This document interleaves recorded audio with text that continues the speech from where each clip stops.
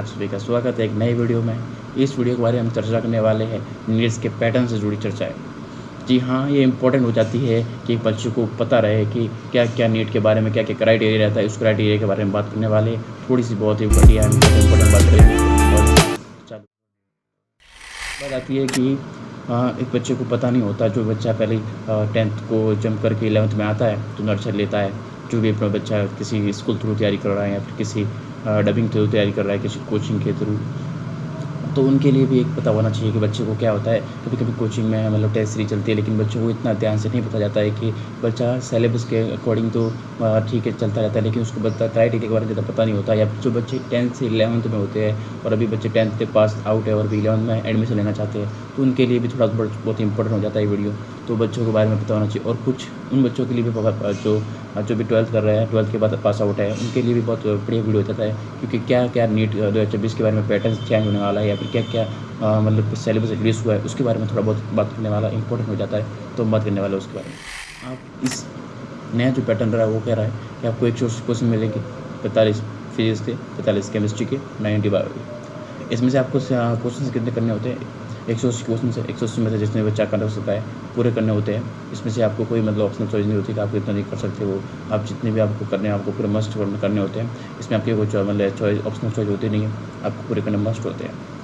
फिर हम बात करते हैं, सिंपल सी बात करते हैं कि नीट का पैटर्न्स के बारे में भी बात करते हैं कि ये नीट 2026 आने वाली है। नीट 2024 के बारे में पैटर्न्स के बारे में भी थोड़ा बहुत चल रहा है कि एनटी के बारे में, एनटी की ऑफिशियल वेबसाइट पे अभी तक इस बारे में कुछ ज़्यादा बात आई नहीं है। बाकी अभी बहुत जल्दी एनटी के ऑफिशियल वेबसाइट पे बहुत बताया जाएगा कि आपको क्या-क्या है। बाकी जो नीट 2026 की बात करें, सिलेबस की बात करें, तो सिलेबस की आपको अब नई एनसीईआरटी के अकॉर्डिंग पढ़ना है। जो सिलेबस रिलीज़ हो चुका है, जो नई एनसीईआरटी में नहीं है, उसको अननेसेसरी आपको पढ़ने की ज़रूरत नहीं है। आप अननेसेसरी टाइम उस पर अपना ज़रूरी ये होता है कि आप उस सिलेबस को पढ़ें जो आपके सिलेबस में। अननेसेसरी आप बाहर का पढ़ के अपना जो फोर्स है वो कहीं और वेस्ट मत कीजिए। आप अपना जो भी अपने अंदर जो अपने अभी स्ट्रेंथ है वो कहीं और बढ़िया किसी पर्टिकुलर सही डायरेक्शन में यूज़ कीजिए। आपकी अननेसेसरी बाहर के सिलेबस को प्रयोग करके आप कहीं मतलब भला नहीं करोगे। बढ़िया होता है, हाँ, एक टॉपर बच्चा होता है वो मतलब प्ले कर सकता है, क्योंकि उसके लिए तो मतलब क्या होता है, वो आईक्यू लेवल को गेन करना चाहता है। लेकिन हम एवरेज बच्चों को लेकर बात करते हैं कि एवरेज बच्चों को लेकर क्या करना चाहिए। उसको पहले अपना सिलेबस रिकवर करना चाहिए। अपना सिलेबस कवर हो जाए, उसके बाद सिलेबस पे पकड़ हो जाए, उसके बाद वो आगे का सोच सकता है। बाकी जो बच्चा जो होता है, सिंपल सी बात है, पहले अपने सिलेबस का सोचेगा, वो किसी बार क्राइटेरिया पे जाने की बात करेगा नहीं, क्योंकि उसको हर चीज़ से फिक्स है उसको। तो अब सिंपल सी बात करें तो कहीं आपको सिंपल से पता होना चाहिए कि हमें पहुँचना है मेडिकल कॉलेज तक, और कोई बढ़िया तैयारी करोगे आप जिस हिसाब से, तो बढ़िया मेडिकल कॉलेज, एम्स वगैरह बाहर बढ़िया तरीके से पहुँच सकते हो आप। तो आपको तो वो आपका टास्क होना चाहिए कि आप बढ़िया से बढ़िया कॉलेज ले, आपका ये टास्क होना चाहिए। लेकिन आप इससे अननेसेसरी वहाँ पे फोर्स ना लगाए जो आपके मतलब सिलेबस में ही नहीं आता। ऐसे बहुत से बच्चे देखे हैं जो सिंपल से बहुत ही बढ़िया सिंपल वे में पढ़ के और बढ़िया पढ़े करके अच्छी मेडिकल कॉलेज में एम्स पे भी पढ़े।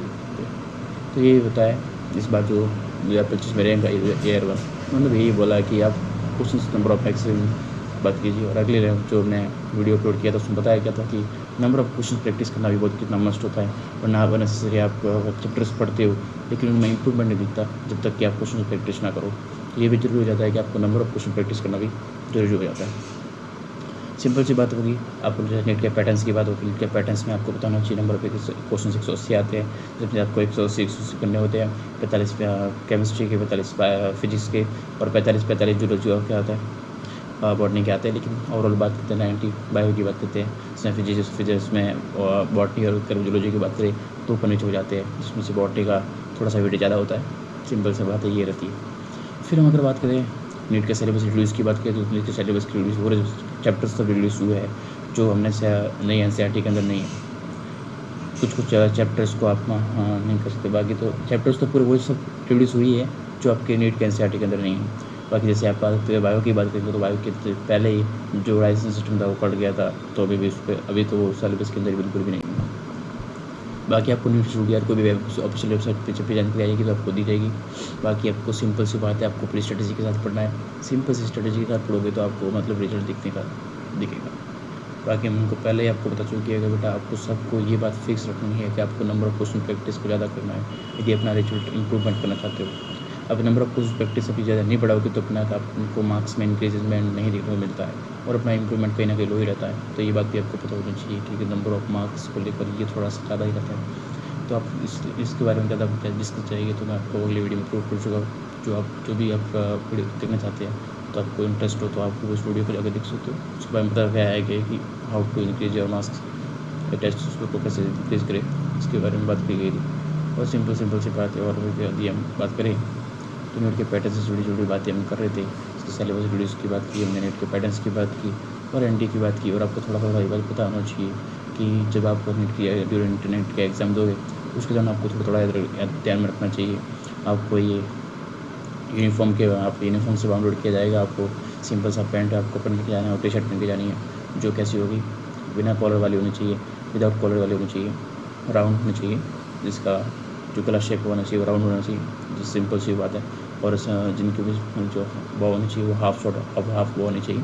इसमें ज़्यादा आपको करने की जरूरत नहीं है। आपको सिंपल सा नाइट पैंट और ये पहन के निकल सकते हैं, या फिर जिस कोचिंग से आप करते हो उस कोचिंग के टी शर्ट में पहन के जाओगे तो कोई दिक्कत आती नहीं है। और जिन बच्चों की मतलब थोड़ी बहुत रहती है प्री में वगैरह आती है, उनको थोड़ा बहुत पढ़ना होता है वगैरह, आपको फॉर्म फिल करने में कोई दिक्कत आती नहीं। जब फॉर्म आएगा तो उसके बारे में डिस्कस किया जाएगा कि फॉर्म कैसे फिल करना है वगैरह, जो भी आपको डिस्कस प्रॉपर लिखा जाएगा। तो ये आपको थोड़ा सा बहुत पता होना चाहिए। बाकी गाइस इसी के साथ ये आपको अच्छा लगा हो तो लाइक और सब्सक्राइब करना वीडियो को। इसी के साथ वीडियो को एंड करते हैं।